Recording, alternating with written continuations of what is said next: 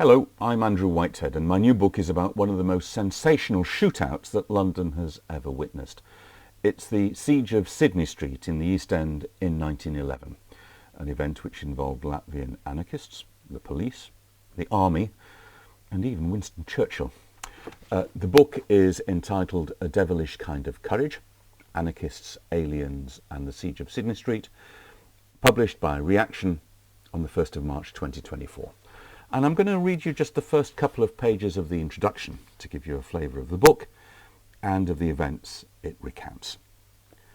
Nothing of the sort had been seen within living memory in quiet, law-abiding, comfortable England, commented Winston Churchill of the Siege of Sidney Street in January 1911.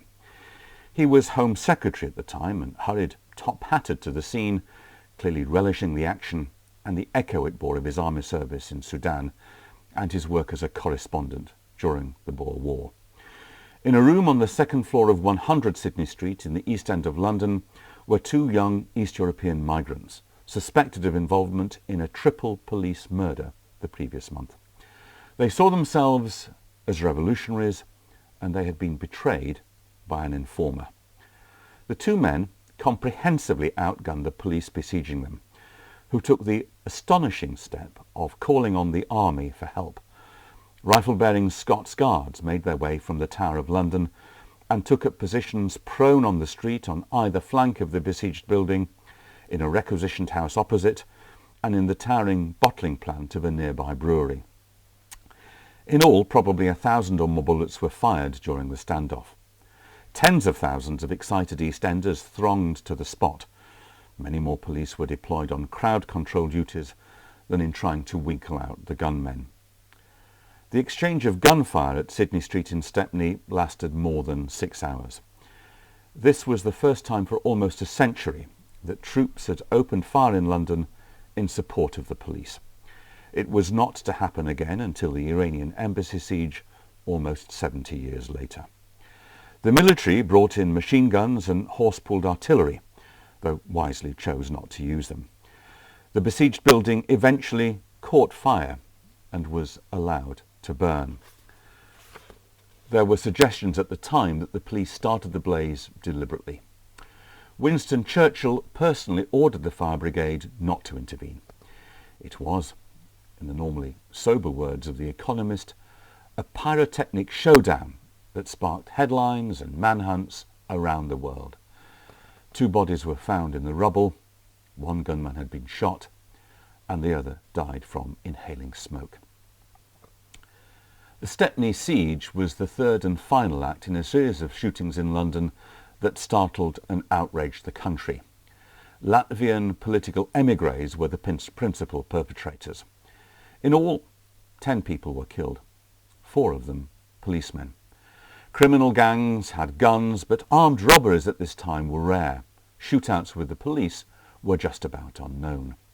On top of the shock, there was the spectacle. An armed robbery at a Tottenham rubber factory in January 1909 led to a 2-hour chase across the marshes and beyond, involving trams and pony traps, pulling in local kids, street traders, duck hunters, and scores of police. It would have been comical, but for the fact that 4 lives were lost. There was nothing light-hearted about the much more sophisticated attempt to burrow into a jeweller's shop at Houndsditch in the City of London a few days before Christmas 1910. The well-equipped gang intended to break into the safe and get away with items worth, in today's prices, almost £1 million. The robbers were interrupted and shot their way out. 3 police officers were killed and 2 others seriously wounded. It was, and remains, the most grievous single incident in the history of London's police. One of the robbers was accidentally shot by his comrades and died within hours. 2 others were the men who went into hiding in Sidney Street. Peter the Painter is the name indelibly associated with this spate of armed crime, or what those irresponsible might have regarded as revolutionary expropriation. In fact, he was not at the site of any of the shootings. By the time of the Siege of Sidney Street, he had fled across the North Sea. But he is not an invention as some have sometimes suggested. He had been prominent in the Latvian Revolution of 1905 and in the rearguard action against a vicious counter-revolution inflicted by the imperial power that then ruled the Baltic states, Russia. Peter the Painter was one of the leading militants in that uprising, organising armed resistance and staging ambushes, jailbreaks, robberies and assassinations. To some he was a revolutionary hero, others regarded him as a pistol-toting desperado. The experience of fighting for Latvia, the movement was nationalist as well as leftist, and for social justice, of seeing comrades tortured and killed, of operating underground and being on the run, shaped his political outlook and that of his associates. Thousands of young Latvian men and women were forced into exile, and some brought with them to their new homes a clandestine style of political activity, a hatred of those in uniform, and a reliance on semi-automatic pistols that was bred in the Baltic cockpit. A small group among these exiled revolutionaries followed Peter the Painter as he moved from being an active social democrat, which at the time meant Marxist, to an anarchist, with its emphasis on direct action and suspicion of hierarchical politics.